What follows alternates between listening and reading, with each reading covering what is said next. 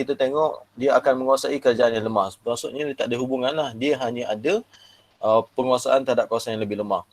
Di perkembangan ekonomi dia statik. Ekonomi dia kita tengok sama ada pertanian ataupun kita tengok aktiviti yang macam pertanian lah. Contoh macam pertanian ni maksudnya statik tu, dia kekal kat pertanian, dia tak ada perkembangan. Ya. Tiga jawapan dia kelas? B. Okay, jawapan dia B, 1 dan 4. So tengok soalan, mengapa tamadun berikut tertumpu di lembah sungai? Ataupun soalan maksudnya kenapa tamadun ni bermula kat sungai? Okay.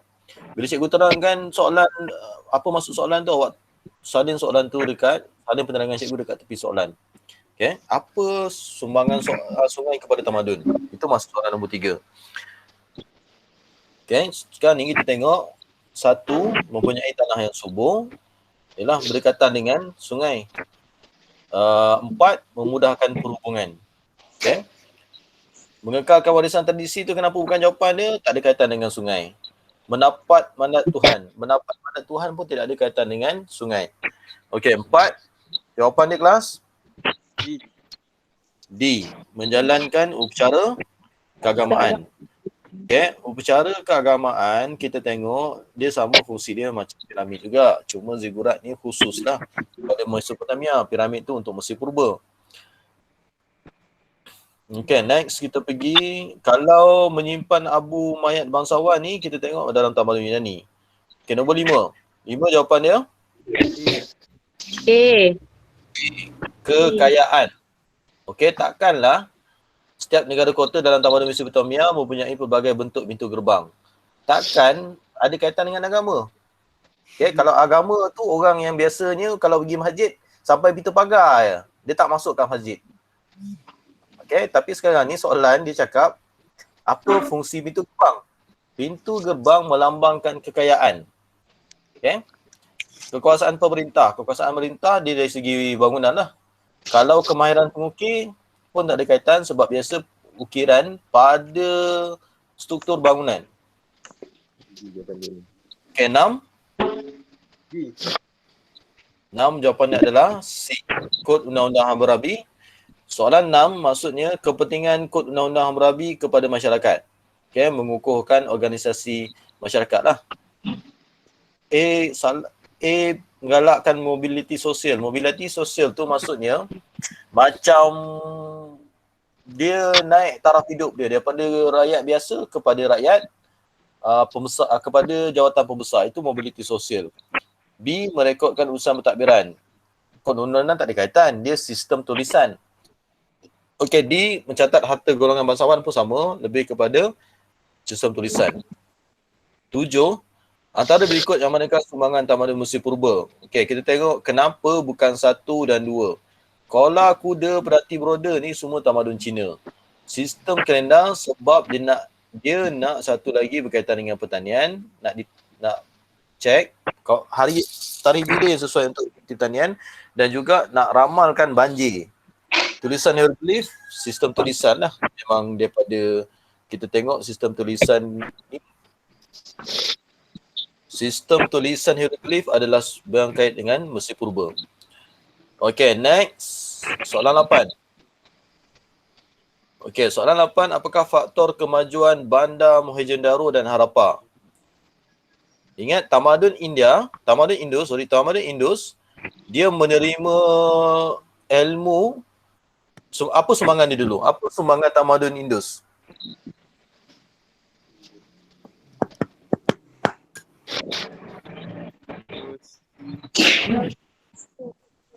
Ha?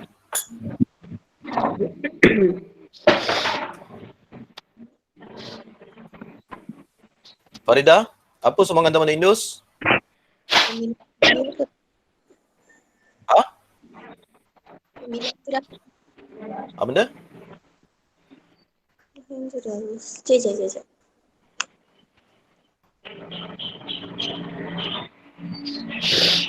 Zulaika. Apa sumbangan tamadun Indus, Zulaika? Pembinaan piramid kan cikgu? Bertuah, itu Saya tak Mesir tahu purba. pula.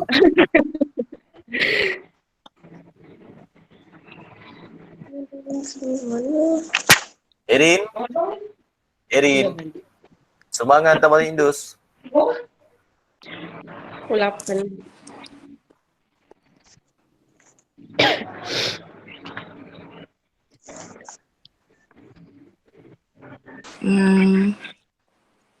Bandar terancang, Okay, good. Mohenjo-daro dengan terancang. Harappa. Okay, bandar terancang Mohenjo-daro dengan Harappa. So sekarang ni dia buat bandar terancang sebab dia terima dua ilmu daripada Mesir Purba dengan Mesopotamia. Apa ilmu tersebut? Dia dapat dua ilmu. Geometri. Mantap lah Farid. Okay, sebab tu jawapan dia kat situ B. Penguasaan ilmu geometri. Ingat, dia terima ilmu daripada Mesir Purba dengan Mesopotamia, ilmu geometri dengan matematik lah. Okay, 9. Pada zaman dinasti Chow di China, pembesar mesti taat setia kepada raja. Bagaimanakah pembesar membuktikan kesetiaan kepada mereka? Maksudnya macam mana membuktikan kesetiaan kepada raja? Memberikan bantuan ketenteraan.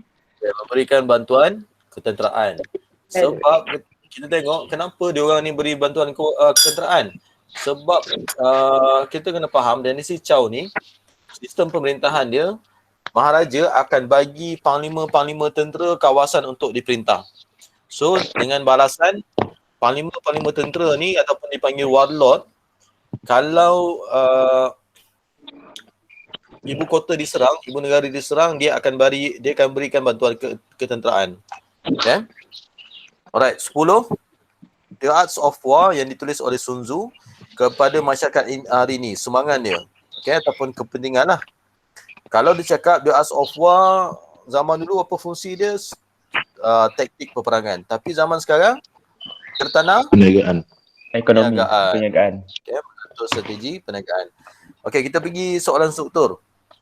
Ini kita bincang ni, jawapan ada kat tepi tu. Okay, namakan bandar yang bertanda X. Kish, X, Y, Lagash. Yang ni ingat, kalau bila awak buat ulang kaji untuk bab 1, untuk bab 2, pastikan alert lokasi bandar-bandar yang disebut dalam tamadun. Okay.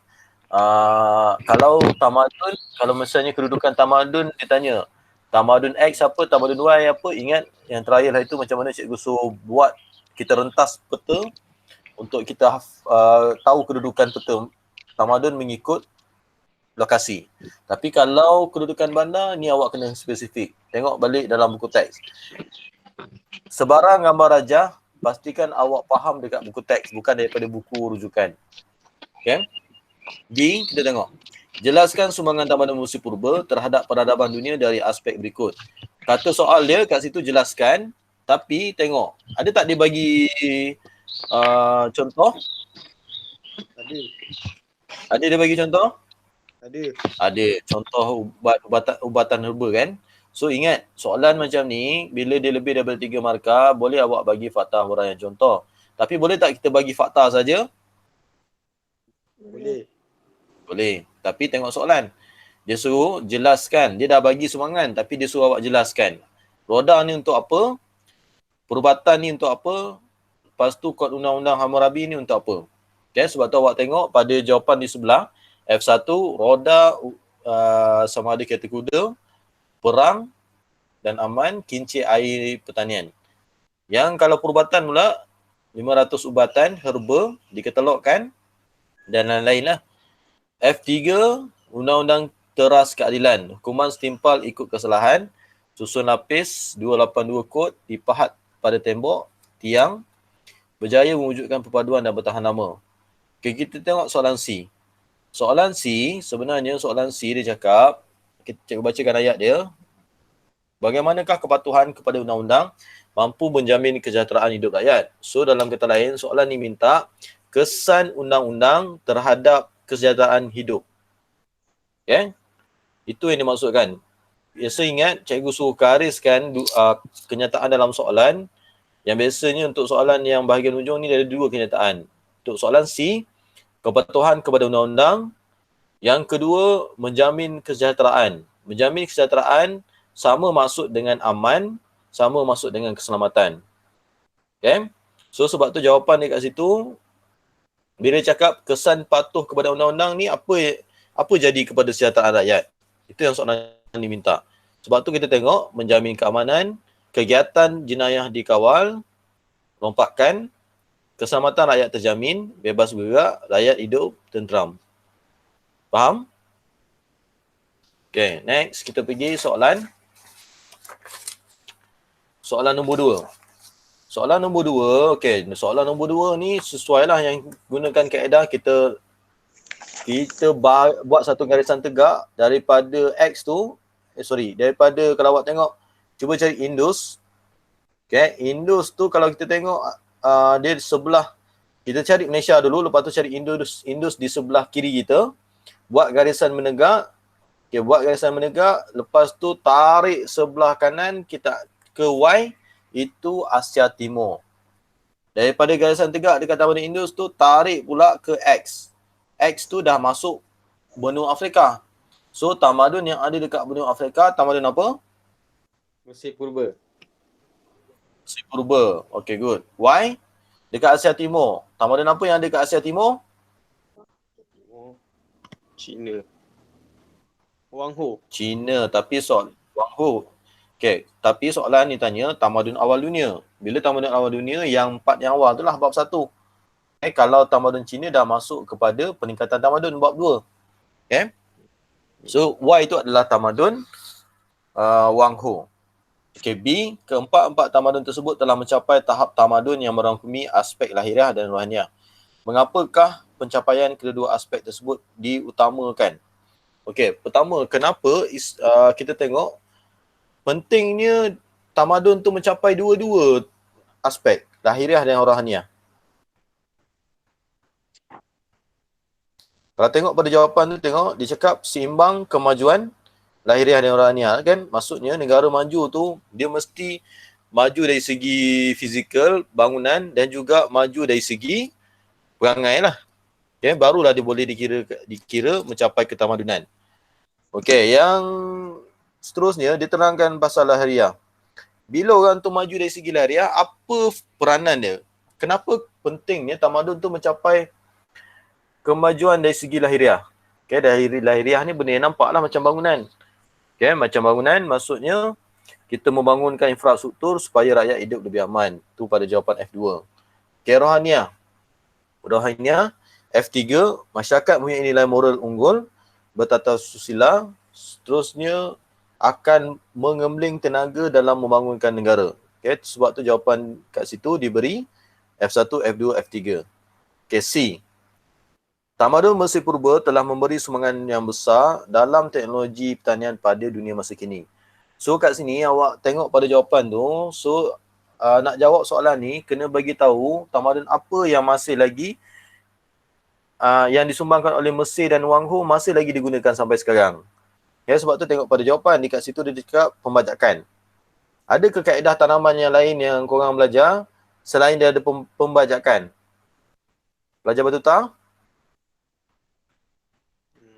Tak belajar langsung pembajakan. Ada tak kau belajar terus kaedah baru? Terus pokok tu boleh tanam kat tanah? Tadi. Tak ada. Sebab tu kita tengok itu kita boleh huraikan sekarang lah. Okay, teknologi pembajakan yang masih lagi digunakan sampai sekarang. Okay, kalau Mesir Purba tengok membina sistem pengairan sampai sekarang lah. Sampai sekarang kita tengok Mesir tu dia masih lagi, dia ada kawasan yang kawasan gurun dan dia masih lagi digunakan sistem pengairan. Tapi sistem pengairan dah berbeza sikit daripada zaman tamadun Mesir Purba, tapi fungsi dia masih sama untuk mengairi kawasan pertanian. Okey, soalan 3. Soalan 3, tamadun Mesir Purba dianggap sebagai anugerah Sungai Nil. Khazanah tinggalannya menjadi warisan dunia yang dikagumi. Apakah maksud anugerah Sungai Nil? Okey, kelas, soalan ni tricky sikit. Awak gariskan perkataan anugerah. Tambah dekat atas tu sumbangan. Okey, masuk soalan, dia minta sumbangan Sungai Nil. Okey, ingat kalau blank, cuba fikir, cari dalam kepala mana sungai yang paling dekat. Okay, janganlah kau lurus. Cikgu tak ada sungai cikgu. Saya yang paling dekat dengan kita jeram sebelah Muhammad Farid tu. Itu sungai lah. Okay. Lepas tu kita tengok apa fungsi sungai. Itu boleh letakkan untuk jawapan 3A. Okay. Kalau ingat fakta tak ada masalah. Cuma ingat untuk sejarah ni yang paling penting jangan tinggalkan ruang kosong. So daripada kita tinggalkan ruang kosong, baik kita tembak saja jawapan yang sesuai. Okay, B. Kemuka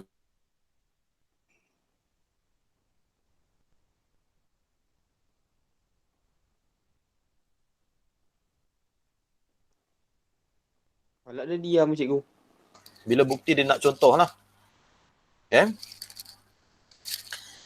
Alright. C. Keulangan tamadun Mesir Purba berkait rapat dengan kemajuan pendidikan. Okay. So sekarang ni dia tanya, awak tambah dekat untuk soalan 3C. Peranan pendidikan kepada tamadun Mesir Purba. Dah? Okey, kejap. Kelas. Tolong hantar nombor botak ke cikgu? Farid.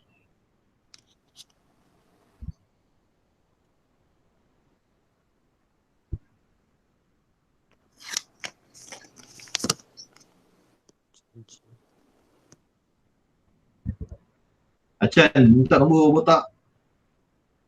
Sekejap.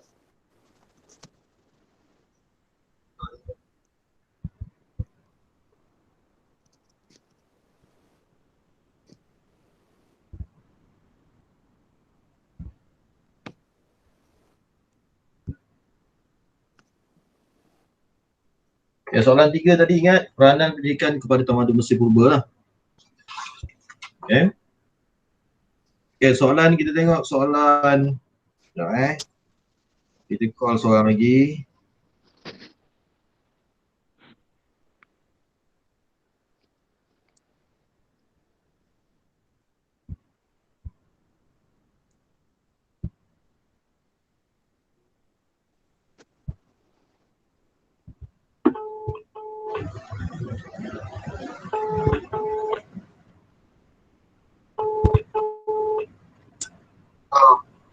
Assalamualaikum, Iskandar.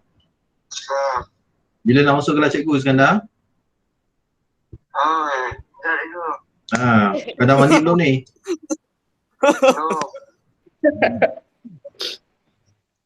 Cepat masuk kelas cikgu. Oi, mamai masing-masing.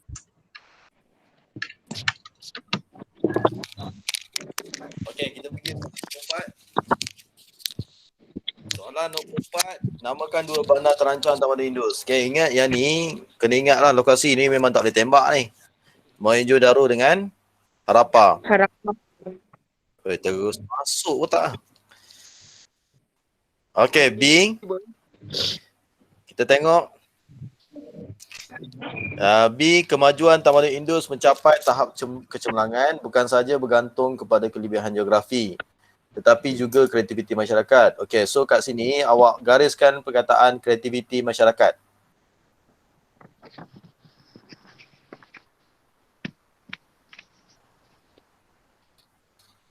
Okay, maksudnya soalan tu kalau awak tengok 4B, dia minta apa yang ada kaitan dengan apa peranan masyarakat dalam membantu tamadun Indus mencapai kemajuan. Okay. Sebab tu kita tengok pada F1, kepandaian masyarakat sesuai dengan alam sekitar.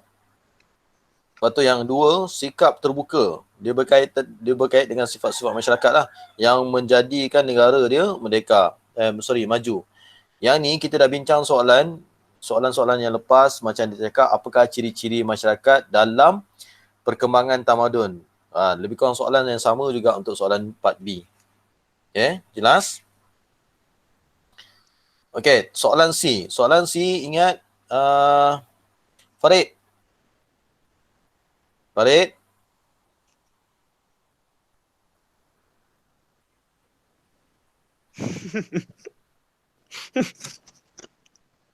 Sambung tidur balik ke apa ni? Farid. Muhammad Nur Farid. Tu senyap je. Iskandar Latif. Iskandar Latif.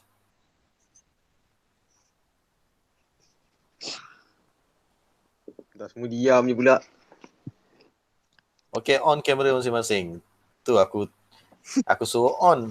Bila off, memang sambung tidur masing-masing cerita dia. On kamera.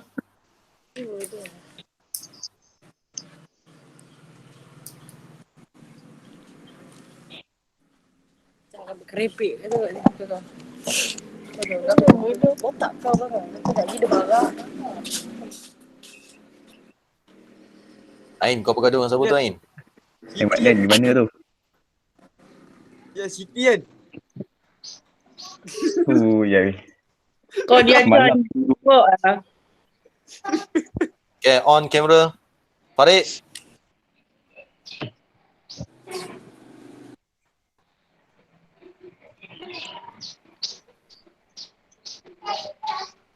Siti tu boleh kan? Dah lah Fahin. Kau apa bahan dia? Ngajuk Chan. Ngajuk Chan. Pergi pujuk ni. Yan, pujuk dia kan? Malah aku. Takkanlah aku nak suruh aku. Saya.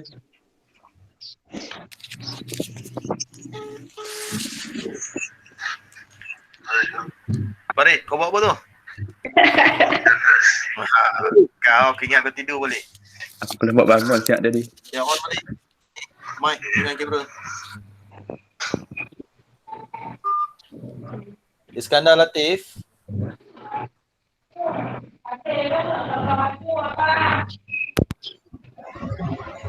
Ya, saya. On camera Iskandar Latif. Saya. Pakai boxer.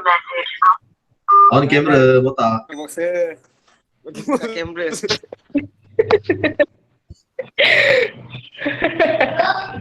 Erin. Erin.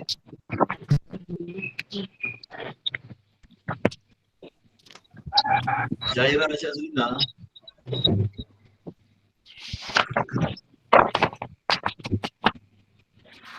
Botak lain kali pakai kopi lah.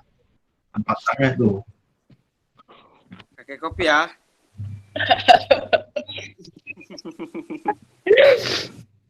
Nampak sangat kau tak mandi. Erin. Erin.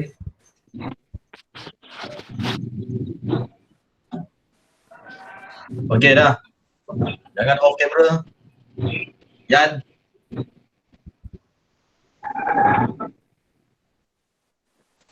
Farid. Ya, saya. Farid. Ya. Okey, soalan 4C tu, tengok. Bandingkan bandar terancang Tamadun Indus dengan bandar terancang di negara kita. Okey, so soalan, tengok. Kalau bandingkan, dia boleh dua, sama ada persamaan ataupun perbezaan. Itu cikgu cakap, kalau perbezaan, satu ciri suatu yang kita bandingkan, satu ciri A, kita akan bandingkan dengan B. Okay, dia dapat 2 markah. So sekarang ni kita tengok pada jawapan F1. Jawapan C, 4C. Okay, kita tengok persamaan yang berapa. Terbagi, macam mana kita nak reka jawapan berkaitan dengan bandar. Bandar terancang ni, macam mana kita nak reka jawapan? Sekejap. Kalau yang mana misalnya tu? kita tak ingat fakta, kita tak ingat bandar terancang Indus, kita nak, macam ni kita nak jawab soalan berkaitan dengan ciri-ciri bandar terancang. Kawasan strategik. Ha? Kawasan strategik. Kawasan Strategik. strategik. Itu kalau misalnya pelabuhan. Sekarang ni soalan cikgu, dia cakap banding soalan 4C ni, bandingkan bandar terancang Tamadun Indus dengan bandar terancang negara kita. So dekat sini boleh kita letak ciri-ciri bandar lah. Sifat-sifat bandar tu sendiri. Okay, botak. Kalau bandar sekarang, kalau bandar Serting, Lempul, apa yang beza dengan kita? Apa yang ada pada bandar jempol yang tak ada dekat palung. 7E. Mahkamah. Ha? 7E kan? Club. Ah, Kau jangan gelak, Yang Chan. dekat bandar apa tak? Bandar-bandar besar. Cikgu, pasar raya besar. Seraya besar. Selain daripada tu. Mahkamah. Mahkamah. Lain? Boleh Okey, tengok. Kita ambil jawapan tadi, mahkamah. Pasaraya boleh, tapi masalahnya kalau dia tanya soalan dia bandingkan dengan tamadun dulu, mana nak cari pasaraya zaman dulu, tamadun Indus. Tak ada TF kat tamadun Indus. So sekarang ni kita tengok CD Peminyak tu. yang ada dekat bandar ada nama sekarang. Apa Farid? Peminyak Petronas. Okey, kita cakap minyak tu boleh, tapi minyak tu tak boleh jadikan contoh lah. Dulu mana ada guna kita. So sekarang kita boleh cakap minyak tu sebagai infrastruktur yang lengkap. Yang lain? Dari tadi saya cek soalan ni, mana you? Boleh. 41 Farid. Yang ni you. Farid, Syami mana ni Farid? Muka surat apa cikgu? Yang ni ke apa? Muka surat 7. 70. Kotak muka surat 7. Okey cikgu.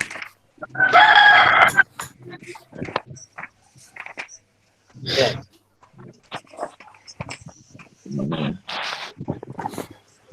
Okey, sekarang ni kita tengok surat 7 tu jawapan ada kat tepi tu. Okay, cuma kaedah untuk ingat, kita tengok. Kuanta mama. Okay, kita tengok kat situ, dia persamaan dia terbagi kepada pentadbiran. Okay, pentadbiran dalam kurungan, bangunan pentadbiran, rumah ibadat, perumahan dipisahkan dengan jalan raya. Okay, sebab tu tadi awak bagi mahkamah PAM tu, cikgu tak terima sebab dia tak ada zaman dulu. Zaman sekarang memang ada, tapi zaman dulu dia tak ada. Okay, yang F2 mempunyai sistem kebahan, rumah lengkap tandas. Sama ada itu tandas ada dalam rumah. Macam zaman sekarang lah, tandas pun ada kat dalam rumah. Perbezaan, Indus bangunan berbentuk segi empat. Malaysia pelbagai bentuk. F4 bahan binaan Indus batu bata. Malaysia pelbagai simen, kululi, batu blok. Okey, kita pergi bab 2. Okey, bab 2, soalan yang pertama. Okey, soalan yang pertama tu cuba awak bulatkan demokrasi. Bulatkan pada jawapan, pada soalan perkataan demokrasi. Okay, demokrasi sistem pentadbiran yang melibatkan rakyat.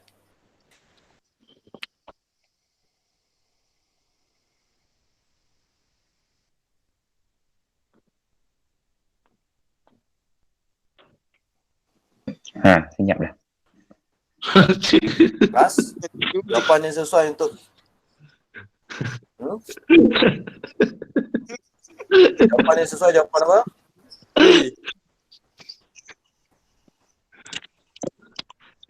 tu.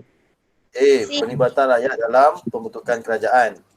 Okay, nombor 2, konsul ahli Dewan Senat perlu menjadi pemerintah tentera. Okey, gariskan perkataan Dewan Senat. Alia dengan siapa tu Alia? Apa cikgu? Alia dengan siapa? Dengan Salina. Salina. Okey. Senat tu bermaksud penasihat. Penasihat dalam pentadbiran. Okay. Soalan tu tanya, kenapa syarat tersebut ditetapkan dalam Tamadun Rom? Kenapa penasihat tu kena jadi pemerintah tentera? Sebab, kenapa jawapan dia 3 dan 4? Sebab untuk ingat, tentera ni kita kaitkan dengan kekuatan. So, dia nak pimpin negara tu kuat. 4, memilih pemimpin yang berwibawa. Kalau orang tu tak pernah berperang, lembik ya, maksudnya tak sesuai lah untuk mentadbir negara. Sebab tu, untuk Tamadun Rom ni, dia nak orang tu balance, seimbang. Dari segi pemikiran dan dari segi fisik juga. Ya, nombor 3, kita tengok nombor 3. Tamadun Rom mewariskan sistem perundangan kepada dunia. Dia dalam kata lain soalan 3 ni sumbangan Tamadun Rom. Okay? Dari tambah kat tepi tu sumbangan Tamadun Rom dalam perundangan. Okay, Tamadun Rom dia ada seorang nama maharaja tu Maharaja Justinian. Kalau dalam Mesopotamia tamadun awal, undang-undang hukuman berbeza mengikut struktur organisasi masyarakat. So kalau contohnya orang kaya dengan orang miskin curi, hukuman untuk orang kaya berbeza dengan orang miskin. Itu kalau Mesopotamia. Tapi kalau tamadun Rom sama, Justinian tu, perkataan justice keadilan, justice dalam kataan bahasa Inggeris, bermaksud keadilan, dia ambil pada nama Maharaja Justinian dalam tamadun Rom. Kalau dalam tamadun Rom pula lain. Tamadun Rom, kalau orang kaya mencuri, orang miskin pun mencuri, dua-dua golongan ni dikenakan hukuman yang sama. Okay? Alright, sebab tu jawapan dekat situ hukuman berasaskan bukti yang kukuh. Okay, kita tengok soalan nombor 4. Kenapa tiang asoka yang mengelilingi titah perintah maharaja diletakkan di tepi jalan? Kalau titah perintah tu maksudnya arahan yang penting. So kenapa dia letak kat tepi jalan? Alasan dia adalah sebab jawapannya Membaca. takkan rakyat membaca. Okay, kalau sekarang ni lebih kurang macam kita tengok billboard tu lah. Billboard kat tepi jalan tu. Okay, kalau sebab billboard tu dia besar sebab kita naik kereta, naik motor. Kalau dulu lebih kepada jalan kaki dan menggunakan binatang. So pergerakan dia slow. So cukuplah letak dengan tiang. Okay, 5. Stratin adalah sebuah pertubuhan perdagangan yang ditubuhkan di India. Okay, gariskan pertubuhan perdagangan. Okay, pertubuhan perdagangan tu pertubuhan untuk pedagang ataupun pekerja. Kerja. Kerja. Kan, pedagang lah. So, kat situ pedagang ni macam contoh macam ni. Macam kita ambil kedai makan. Kalau dia cakap pedagang tu yang toke tu.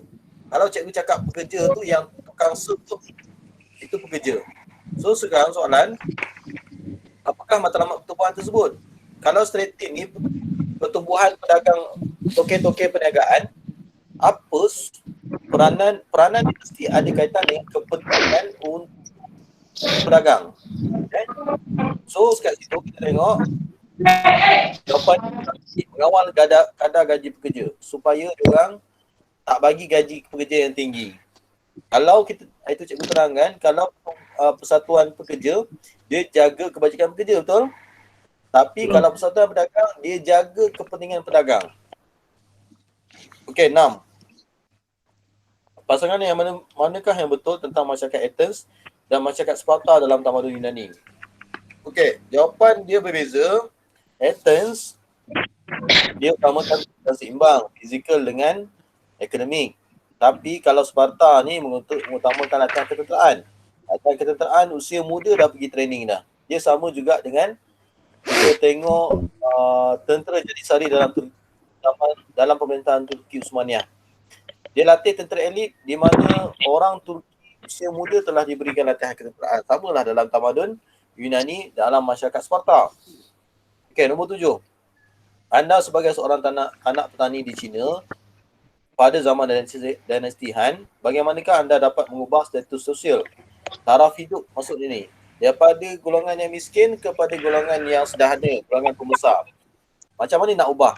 Okay? Nak ubahnya dengan dia orang kena pergi exam lah. Meningkatkan pencapaian pendidikan.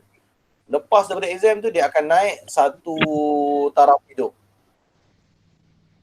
Okey, 8. Sumbangan Caesar dalam tamadun Rom, Chandragupta Maurya dalam tamadun India. Nama-nama ni adalah orang yang menjalankan penjajahan, meluaskan empayar. Okay, sebab tu jawapan dia kat situ membentuk empayar pemerintahan. 9. Shi Huangdi menyatukan seluruh wilayah kecil di China. Ditanya bagaimana? Bagaimana caralah? Okay, jawapan dia kat situ 1 dan 2. Pemerintahan secara otoritatif. Seorang yang buat kuasa.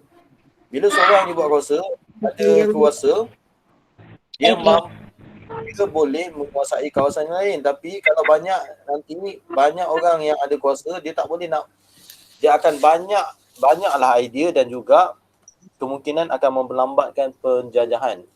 Okey. Penghapusan golongan kumpulan bangsawan. Okey. Bila Maharaja Syuhati ni hapuskan golongan bangsawan, maksudnya bangsawan tu tidak boleh memberi ancaman kepada kekuasaan Maharaja. Okey, 3 dan 4. 3 dan 4 kenapa tidak ada kaitan? Kemajuan perdagangan itu lebih kepada ekonomi, bukan kepada politik. Sokongan rakyat ni kepada kekuasaan Maharaja di kawasan dia, bukan meluaskan wilayah. Okey, 10, falsafah legalisme. Okey, gariskan legalisme. Okey, legalisme tu maksudnya legal ni dalam bahasa Melayu adalah undang-undang.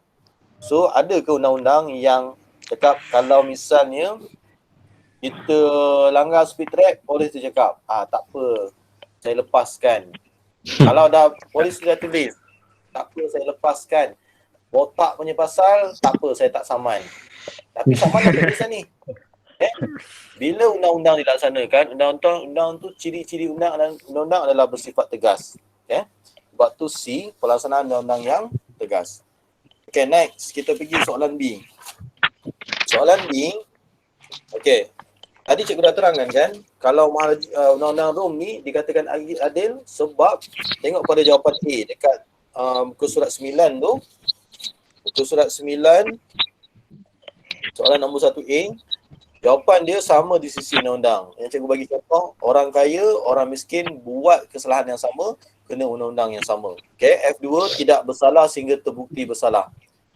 Ini maksudnya kalau tiba-tiba Yan kena tangkap. Okay, Yan kena tangkap, selagi tak ada bukti yang menunjukkan Yan buat kesalahan tu, selagi itulah Yan, dia tidak akan dipanggil orang yang bersalah. Yan akan dipanggil orang yang bersalah bila dah ada bukti, hakim putuskan Yan bersalah. Itu yang dimaksudkan tidak bersalah sehingga terbukti bersalah. F3, adil kepada semua. Okay, ulang balik tadi dah. F4, hukuman berasaskan bukti.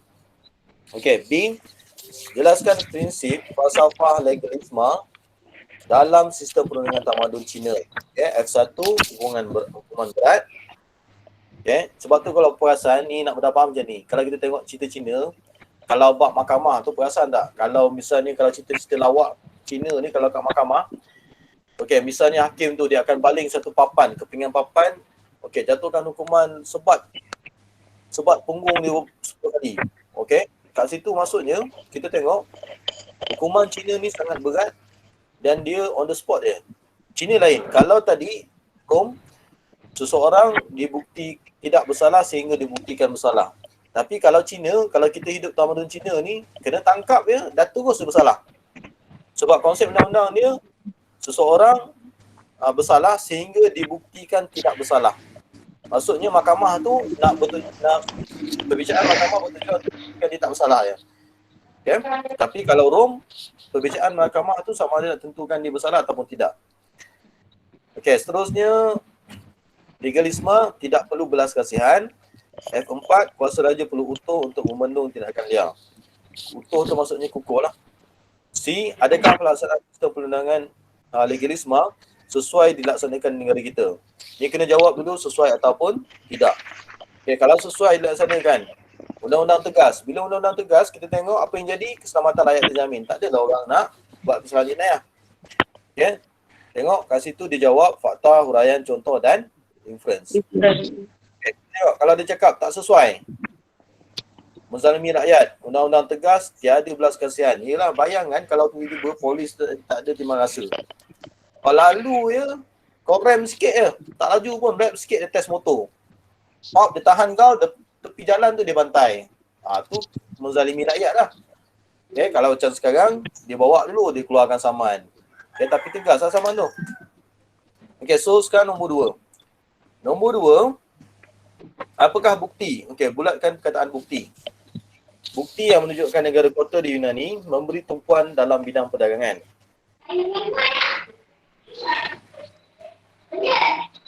Ya dah? Ya dah Long? Okey, sekarang ni kita tengok apa bukti yang menunjukkan kota Yunani. Kota Yunani ni sekarang dekat Greece. Sekejap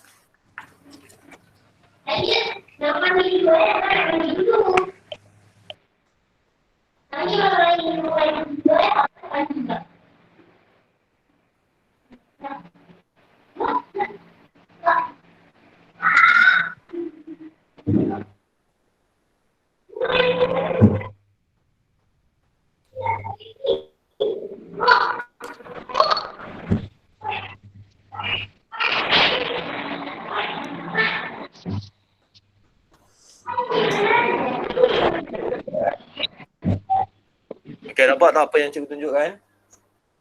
Mind mapping. Nampak? Okey, so sekarang ni kita tengok peta Greece. Okey, yang warna putih tu adalah kawasan-kawasan, kalau pada peta adalah kawasan-kawasan yang tidak ada tanaman. So dekat Athens, kalau kita tengok, Athens adalah banyak kawasan-kawasan yang berdekatan dengan laut Mediterranean dan juga berwarna putih. Maksudnya tanah-tanah yang tak sesuai untuk aktiviti pertanian.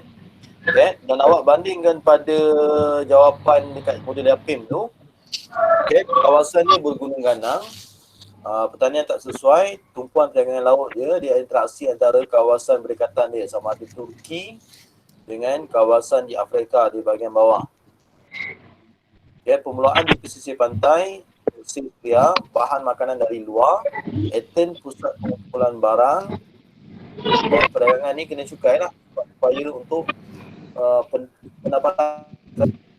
Okay, so seterusnya kita tengok soalan 2B. Faktor yang membantu kepesatan aktiviti perdagangan dalam Tamadun India sejak abad ketiga sebelum Masihi. Okay, so yang pertama tengok pada jawapan B, kedudukan dan strategik. Dia dekat laluan antara China dengan Asia Barat. Kedua, pelabuhan menghubungkan India dengan negara luar. Ya, Tamralepti, Kadura dan Kambing. F3, terdapat banyak peran dagangan sebab dekat India ni kaya dengan gading gajah dan senjata lah. F4, pusat perusahaan Angga, Kalinga dengan Karusa. F5, tadi yang kita bincang tadi berkaitan dengan Stratin. Bagaimanakah kemajuan pertanian dalam tamadun Cina memberi sumbangan yang besar kepada peradaban dunia? Okay, gariskan kemajuan pertanian tu dan juga peradaban dunia. Ini sama soalan yang kita bincang untuk soalan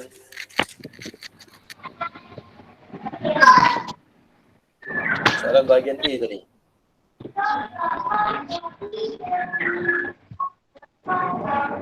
Okay.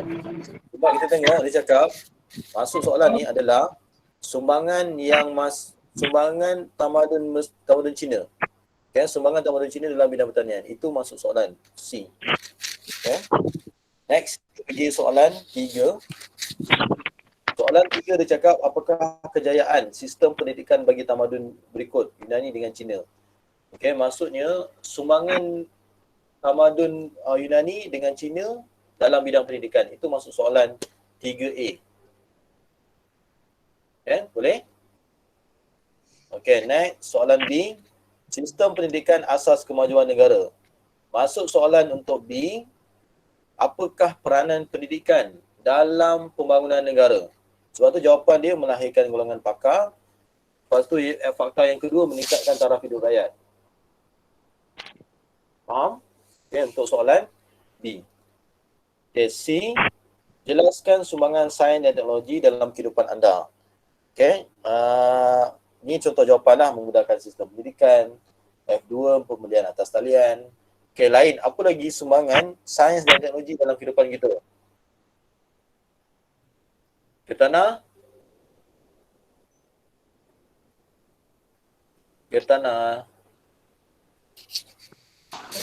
Cikgu? Ya, apa sumbangan sains dan teknologi dalam kehidupan awak?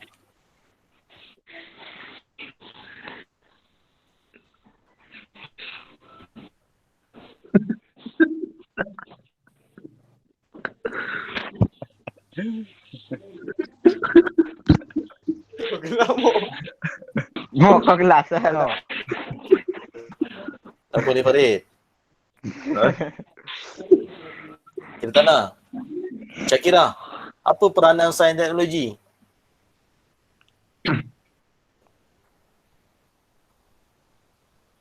Berak. Ini soalan hebat Syakira, bukan dalam buku teks. Pasal. Cici.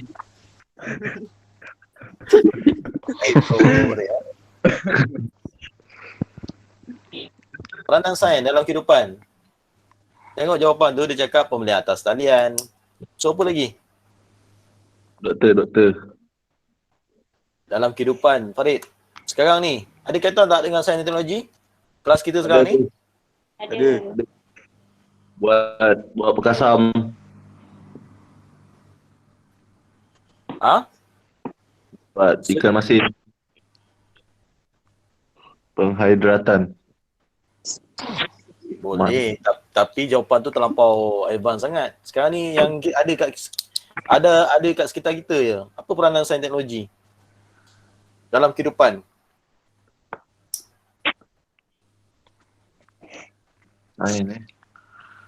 Biasa kau tengok YouTube, kau Google dekat internet, kau Google pasal apa? Pembiakan. Bukan. Awal. Dah goyang Google pembiakan. Weh, kau kahwin awal kan? Awal mana? Kau ambil SPM bulan 2 ni kau tu kahwin kan? Gila kau cari pasal pembiakan. Aku tahu Cikgu Jilin ajar mantap.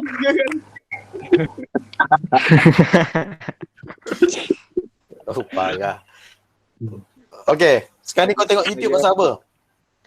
Jujur sangat kan ni kan? Pasal ceramah.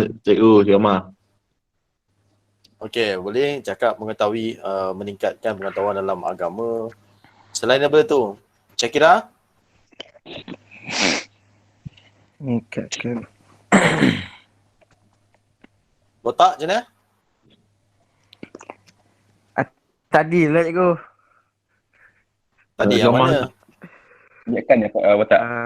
Pembiakan juga? Bukan. Habis tu?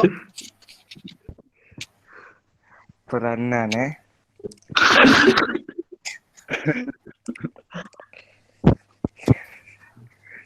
Sains dan teknologi kepada kehidupan kita. Apa peranan sains dan teknologi?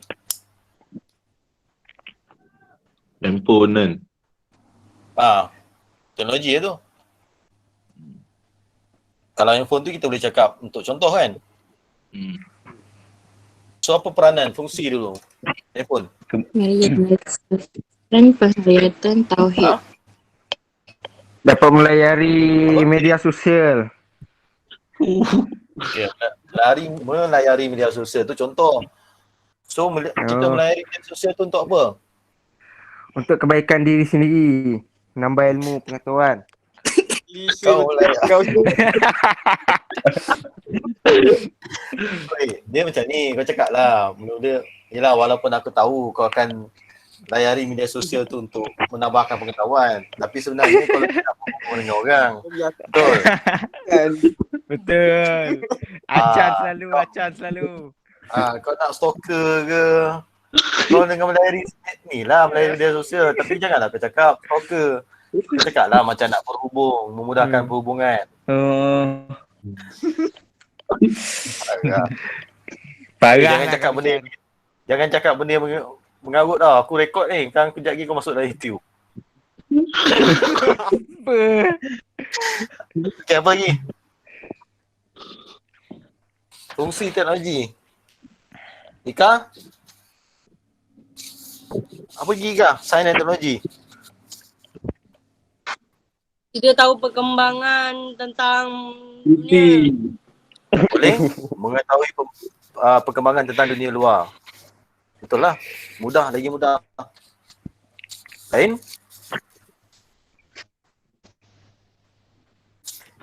Kalau kau setting motor, memang kau belajar daripada orang ke kau tengok kat YouTube? Belajar dengan orang. Belajar dengan orang. Tak tengok YouTube? Ada juga tengok YouTube.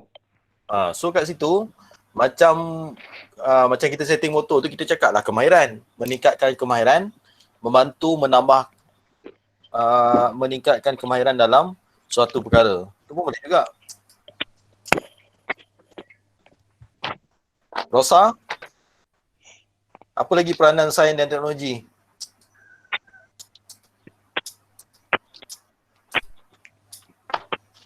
Rosa. Farid, Rosa ada Farid. Oh. Tanya bahan aku kan. Siti kan Siti kau.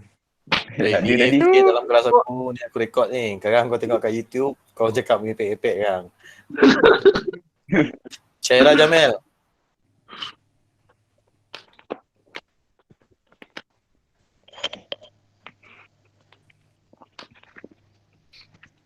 Tidur.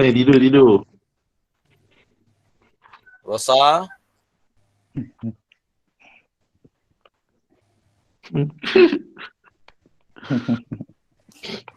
Ke delay internet masing-masing ni? Tak tahu tu. Duit tak ada kot. Sekarang ni tengok soalan tadi, kelas. Soalan tadi tu letakkan diri awak pada soalan. Sebab tu cikgu tanya benda-benda yang berdekatan dengan awak. Okay? Contoh macam tak, dia suka, kita janganlah cakap untuk memudahkan kita stalker awet kita. Tak, kita cakap lah untuk memudahkan untuk berhubung. Okay? 4. Namakan seni bina yang bertanda X dengan Y. Okay? Kalau seni bina itu mudah, namakan seni bina nampak jelas. Satu tu Kolosium, satu lagi adalah Tembok Besar Cina. Tapi lah macam kita bincang soalan yang sebelum ni, macam Aqueduct tu dia payah sikit. Parthenon tu kena alert. Kalau Aqueduct tengok alert tu gambar daripada kawasan tanah tinggi ke kawasan tanah rendah. Kan. Okay. Boleh? Alirkan air Aqueduct lah. Aqueduct tu ada dekat muka surat 12 kan? Okay, B. Jelaskan keunikan seni bina di 4A kepada perkembangan tamadun berkenaan. Okey, boleh tak kita cerita pasal Aqueduct untuk jawapan B? Tak boleh. Sebab apa tak boleh? Sebab dia dah tujukan kat 4A. Oh, mantap otak. Sebab tu dia tujukan kepada 4A. Okay, dia tak boleh bagi contoh yang bagi jawapan yang lain, fungsi yang lain. Okey, untuk 4B tu letakkan pada keunikan, gariskan perkataan keunikan. Okey, awak tambah dekat atas ciri-ciri. Ya, ciri-ciri monumen. Kadang-kadang diminta ciri-ciri seni bina, kadang-kadang diminta ciri-ciri bangunan. Ya, so kalau keluar soalan macam tu, jawapan dia samalah untuk soalan 4B. Okey, C. Negara kita juga mempunyai mercu tanda dan seni bina hebat yang dibina untuk tujuan-tujuan tertentu. Buktikan kebenaran pernyataan tersebut. Okey, gariskan perkataan mercu tanda. Yang kedua, tujuan-tujuan.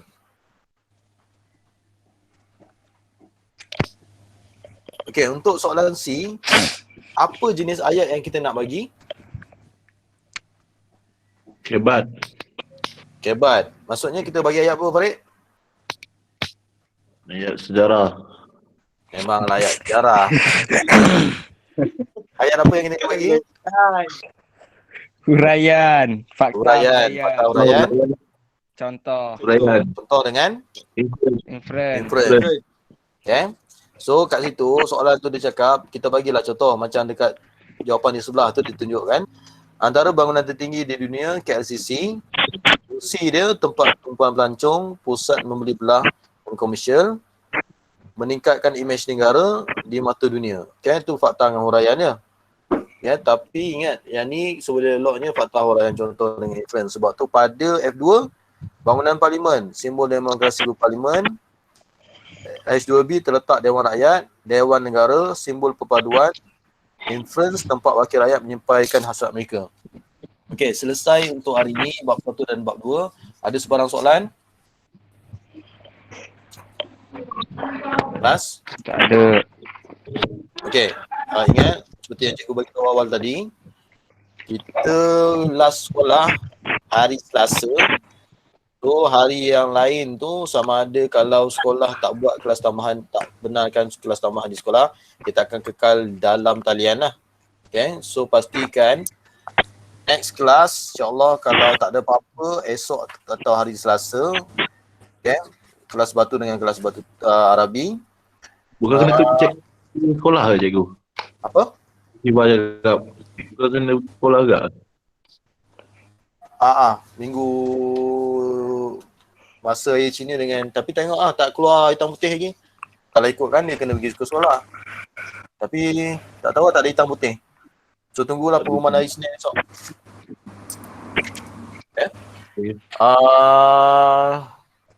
Okay.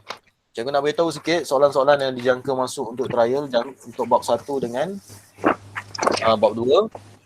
Okay, ni buat revision kat rumah untuk bab 1 Tamadun Wang He, Tamadun Indus dan Mesir Purba. Tamadun Wang He, Tamadun Indus, Tamadun Mesir Purba. Okey, bab 2. Okey, bab 2 peningkatan ekonomi. Bab 2 peningkatan ekonomi. Okey, yang kedua untuk bab 2 adalah pendidikan. Dan yang ketiga adalah seni bina. Okey, dapat? Dapat. Okey, so sekarang ni macam mana nak buat ulang kaji? Pertama awak buat study dalam buku teks, buat rujukan dalam buku teks. Yang kedua, tengok balik set trial yang kita bincang sebelum ni. Okey, ingat cikgu ada bagi beberapa peringatan itu kan untuk set trial lah itu yang kita bincang dalam kelas. Soalan-soalan mana yang berulang dan sekarang ni awak tengok tajuk yang cikgu bagi tadi. Maksudnya awak buat balik ulang kaji daripada bab 1 tingkatan 4, bab 2 tingkatan 4, mana yang berkaitan dengan Wang He, Indus dengan Mesir Purba. Sama juga dengan bab 2, peningkatan ekonomi, pendidikan dan seni bina. Okay, jelas? Okay, terima kasih atas kerjasama dan penyertaan hari ini. Kirim sampaikan salam aku kepada yang masih lagi tidur. Okay? Sorry cikgu, lambat. Alright, tak ada masalah. Yang penting masuk kelas aku. Okay, subhanakallah wa bihamdika asyhadu an la ilaha illa anta astaghfiruka wa atubu ilaik. Bismillahirrahmanirrahim. Wal as innal insana fi Amin. khusr amanu wa amilus solihat wa tawassaw bil haqq wa tawassaw bis sabr. Amin. Sekian, Amin. assalamualaikum warahmatullahi wabarakatuh dan selamat pagi. Waalaikumsalam warahmatullahi wabarakatuh. Betul.